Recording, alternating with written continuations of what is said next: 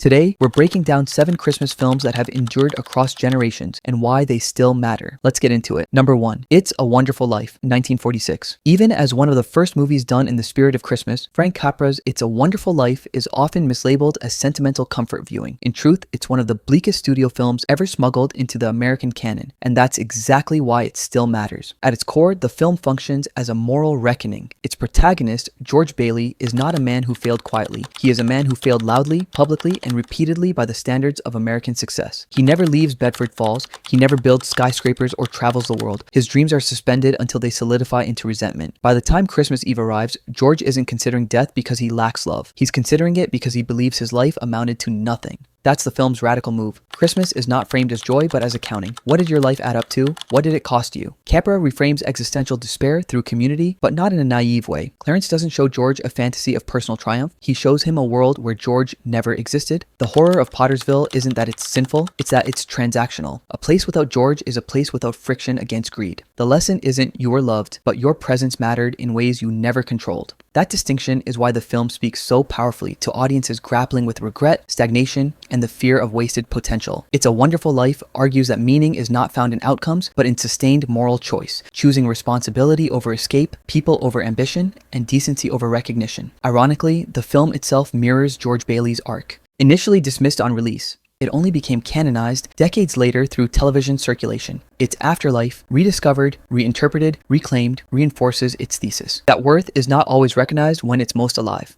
So, why watch it now? Because few Christmas films acknowledge failure without softening it, and even fewer dare suggest that a good life may feel disappointing from the inside. And it shows that Christmas, at its most honest, isn't about triumph. It's about grace extended when the ledger doesn't balance. So if you're someone who treats Christmas as a time to boast of the year's accomplishments, or as a time to beat yourself up for not doing well, give this movie a watch. You just might see Christmas differently. And so we move from a film that lets us find personal salvation through unseen goodness to one that views belief as a public institution. Number 2, Miracle on 34th Street. Unlike other cliche Christmas movies, Miracle on 34th Street earns its place not by insisting that Santa Claus is real, but by asking whether belief itself still has standing in a rational society. Unlike most Christmas films, it treats faith not as a private comfort or childhood illusion, but as a civic issue, something negotiated in public, tested by institutions, and upheld or dismissed by consensus. The film presents its central conflict as a clash between faith and cynicism, but it refuses to caricature either side. Doris Walker's skepticism is not cruel. It's practical, protective, and modern. She is raising her daughter to think critically in a world that often punishes the naive. This framing matters. Belief here is not inherited tradition. It's a choice made under pressure with consequences. That's why the courtroom becomes the film's true setting. By putting Santa Claus on trial, Miracle on 34th Street literalizes a question modern audiences still wrestle with. Can emotional truth survive systems built to prioritize proof? The law demands evidence, documentation, and precedent. Christmas demands something else entirely. Trust, generosity, and the willingness to act as if goodness might exist even when it can't be verified. Here, Kris Kringle functions less as a magical figure than as a test case. His insistence on honesty, kindness, and commercial restraint exposes the moral bankruptcy of a culture that markets belief while ridiculing sincerity. He doesn't convert through spectacle. He destabilizes cynicism by refusing to compete on its terms. The miracle, ultimately, is not that the court proves Santa exists. It's that the system bends just enough to preserve wonder without pretending it can measure it. Why watch it now? Because modern skepticism often mistakes detachment for intelligence. Miracle on 34th Street argues that belief is not the absence of reason, but a social contract, upheld when people agree to act generously, even without guarantees. Faith becomes an ethical stance rather than a fairy tale. This is why the film endures across generations. It doesn't demand belief in Santa, it asks whether we still make room for ideals that can't survive cross-examination. Christmas in this framing is not about returning to childhood innocence, it's about choosing trust in a world that rewards doubt. And so we go from a film that takes belief as a shared civic act to one where moral transformation is born from reckoning. Number 3, A Christmas Carol, 1951. This is one film that earns its place not because it's comforting, but because it's uncompromising. This is the most psychologically rigorous adaptation of Dickens' story, one that refuses to dilute guilt, soften consequence, or rush redemption. Christmas here is not sentimental, it's judgmental. In this film, Alastair Sim's Scrooge is the defining factor. His performance isn't cartoonish miserliness, it's moral rot with intelligence behind it. He remembers his losses, rationalizes his cruelty, and hides behind wit and routine. That awareness makes his reckoning unavoidable. The ghosts don't scare him into goodness. They dismantle dismantle the lies he's built to survive himself. What distinguishes the 1951 film is its darkness. Poverty isn't decorative. Loneliness isn't cute. The future is not a warning montage, but a logical outcome. Scrooge's world is shown as a system of consequences, social, economic, and personal, all traceable back to choice. Christmas becomes the moment when denial collapses. That's why this version endured. Though its recognition grew slowly through television canonization rather than box office or awards, it embedded itself as the moral baseline against which all adaptations are measured. Since Scrooge doesn't just change, he understands why he must. Redemption is accountability accepted, not mercy granted. And yet, the story's survival across eras depends on translation. The Muppet Christmas Carol, 1992, is another adaptation of that same Dickens story. It also succeeds because it doesn't undermine the text. It reframes access to it. Here, Michael Caine plays Scrooge with absolute seriousness, anchoring the same moral gravity amid warmth and humor. The Muppets don't soften the message. They humanize the world Scrooge has withdrawn from. For many viewers, this version is best, as it's toddler-friendly. So, why does Christmas Carol refuse to die? Because every era needs permission to believe people can change, but only if they face themselves first. It's not about generosity, it's about responsibility. And from Scrooge's moral seriousness and reckoning, we turn to a film that's all about warmth, intimacy, and domestic grace. Number 4, The Bishop's Wife, 1947.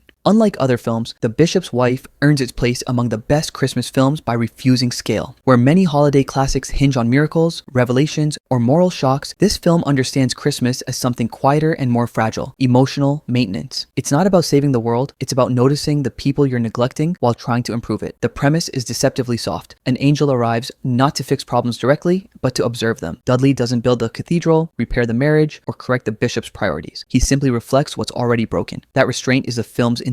Christmas here isn't divine intervention, it's clarity. At the center is a marriage strained not by cruelty, but by absence. David Niven's bishop is earnest, ethical, and distracted. He is doing good work, but not attentive work. Loretta Young's wife isn't mistreated, she's overlooked. The film treats this as a serious failure, not a trivial one. Emotional labor is not invisible here. It's the cost of neglecting presence in favor of purpose. Cary Grant's angel embodies grace without authority. He listens, he notices, he remembers names, preferences, and even rhythms. By doing so, he exposes the bishop's blind spot. That love requires sustained attention, not moral intention. Dudley doesn't shame or command. He models an alternative way of being, one rooted in care rather than ambition. That's why the fantasy works. The angel isn't a spectacle. He's an emotional intervention. His presence creates space for reflection rather than resolution. The marriage repairs itself not because heaven demands it, but because the people involved finally see one another again. This is why modern audiences should revisit The Bishop's Wife. In an era obsessed with productivity culture, performative goodness, and constant urgency, the film feels newly relevant. It argues that doing good without being present for your family is still a kind of failure. That most relationships erode not from malice, but from neglect disguised as responsibility. Unlike louder Christmas films, this one doesn't insist on belief or redemption arcs. It suggests something more modest and perhaps more difficult. That grace is sustained attention over time. That repair is quiet. That love survives through noticing. The Bishop's Wife endures because it understands Christmas not as a climax, but as maintenance. The annual reminder to tend what's already fragile. Now, from an angel's reverence and quiet grace to a man's deliberate irreverence and subversion. Number 5, Bad Santa, 2003. Considered one of the best Christmas movies because it rejects the emotional demands the season places on people. Where most holiday films insist on warmth, cheer, and moral uplift, Bad Santa functions as a release valve. It acknowledges a truth Christmas cinema often avoids. Not everyone feels joyful, healed, or generous just because the calendar says they should. The film's anti-sentimentality isn't empty provocation. Its vulgarity operates as truth-telling. By stripping away politeness and ritualized cheer, Bad Santa exposes how artificial much holiday performance can feel. The mall Santa myth, retail generosity, and forced family bonding are all treated as systems people endure rather than celebrate. In that sense, the film isn't anti-Christmas so much as anti-pretense. Billy Bob Thornton's Willie is not designed to be likable or inspirational. He's exhausted, bitter, and emotionally stalled. Importantly, the film never reframes him as misunderstood. It lets him remain unpleasant. That refusal is the point. Christmas films often demand that characters earn redemption through sudden moral clarity. Bad Santa resists that structure. Change, when it comes, is minimal and incomplete, closer to survival than salvation. That's why the movie resonates. It gives permission to feel alienated by the season without turning that alienation into a lesson. The humor works because it's rooted in recognition, the pressure to perform joy.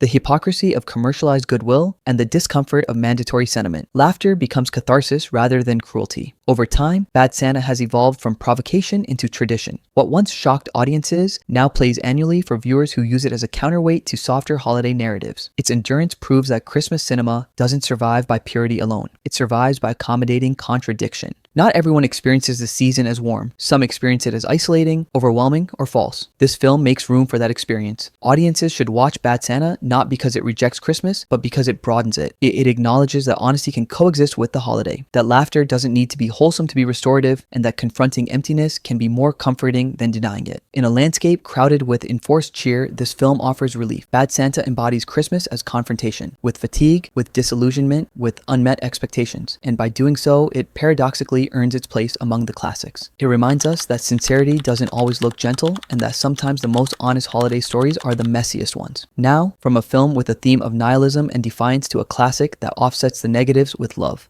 Number 6. Love, Actually. This is another movie on this list from the year 2003.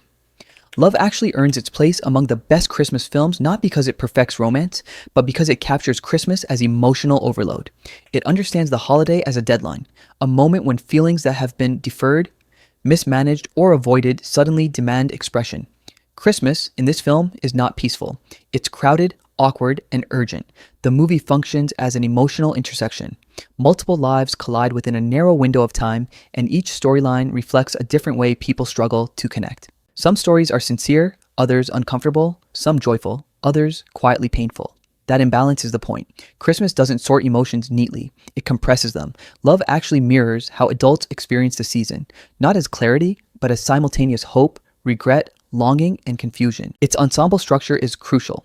By refusing a single protagonist, the film treats connection as a network rather than a destination. Love isn't presented as one ideal form. It appears as commitment, temptation, loneliness, loyalty, infatuation, grief, and reconciliation. Some arcs resolve cleanly, others don't. That unevenness has fueled decades of debate about what the film endorses versus what it simply observes. Critically, Love Actually has always been divisive. Some see it as sentimental excess, others see it as emotionally honest chaos. But ritual viewing has overridden that division. The film returns every December because audiences recognize themselves in its messiness. Its power isn't precision, it's accumulation. The sheer number of emotional beats ensures that something lands, even if not everything works. Christmas here is embodied as connection under time and pressure. The ticking clock matters. Characters act because they're running out of time, before the concert, before the flight, before the season ends. That urgency reflects a real cultural truth. Christmas is when people feel permission to say what they've been avoiding. The holiday becomes an emotional deadline rather than a moral one. What ultimately sustains Love Actually is sincerity. Even when the film risks corniness, it commits fully. It doesn't mock vulnerability, even when it exposes it. That earnestness, combined with humor and discomfort, gives the film longevity. Viewers may argue with individual storylines, but they keep returning to the collective experience. Audiences should watch Love Actually not as a guide to romance, but as a snapshot of emotional congestion. It captures how adults navigate connection when routines pause and expectations spike. The film understands that Christmas doesn't simplify feelings, it amplifies them. As a Christmas movie, Love Actually endures because it reflects the season as it is often lived. Too full, slightly chaotic, emotionally loud, and deeply human. And from a movie with a theme of love, we talk about one that is literally just a Christmas story. Number 7. A Christmas Story. Just like its name, A Christmas Story earns its place among the greatest Christmas films because it understands the holiday not as a moral event, but as a memory. It doesn't ask what Christmas should teach us. It asks what Christmas actually felt like. In doing so, it captures childhood experience with rare precision, not through nostalgia as fantasy, but nostalgia as lived texture. The film is built around anticipation rather than transformation. Ralphie doesn't need to become better, wiser, or more generous. He needs to wait. The story unfolds in the emotional space between wanting and receiving, between obsession and uncertainty. That focus makes the film universal. Every viewer recognizes the obsessive longing for a single object, the fear of disappointment, and the belief that this one thing might define the entire season. What makes A Christmas Story exceptional is its refusal to clean up childhood. Christmas here is full of small humiliations, misunderstandings, and minor failures. Authority figures are confusing. Adults are inconsistent. Traditions are absurd. The tone isn't sentimental, It's observational. The humor works because it treats memory as slightly warped, exaggerated by time but grounded in truth. The film's episodic structure mirrors how childhood holidays are remembered, not as coherent narratives, but as clusters of moments. The leg lamp, the schoolyard fight, the department store Santa, the fragile fantasy of adulthood competence, each scene functions like a memory fragment. Together, they recreate the sensation of being young at Christmas more accurately than any lesson-driven plot ever could. Importantly, A Christmas Story doesn't argue that Christmas makes people better. It suggests something quieter and more honest, that Christmas is when desire becomes visible. Kids want things intensely. Adults manage expectations poorly. Families stumble through rituals they half understand. Wonder exists, but it's fragile and easily punctured. That tension is the point. Audiences should watch A Christmas Story because it restores Christmas to a human scale. There are no angels, no revelations, and no redemptive speeches. There is only waiting, wanting, and remembering. The film trusts viewers to recognize themselves in that process, not as idealized versions, but as they were. Over time, the movie has become a ritual itself. Its constant rewatchability isn't driven by plot, but by comfort. Viewers return not to be surprised, but to re-enter a remembered emotional state. That endurance proves its power. It doesn't instruct the season, it recreates it. A Christmas Story embodies Christmas as desire shaped by disappointment and sustained by wonder. It reminds us that the holiday's meaning often lives not in moral clarity, but in memory, in the feeling of waiting for something you're not sure you'll ever get, and believing, just for a moment, that it might change everything. These films endure not because they're perfect, but because they work. They'll offer comfort, confrontation, nostalgia, irreverence, and chaos in different doses, giving audiences a way to process Christmas rather than escape it. Over time, they gather memories, who we watched them with, when they first mattered, what they helped us feel. So, which of these films is non-negotiable for you every year, and what Christmas movie do you think belongs in this conversation? Let us know in the comments, and if you enjoyed this breakdown, like, subscribe, and join us for more insights on film, culture, and why certain stories refuse to fade. And most importantly, I wish you all a Merry Christmas.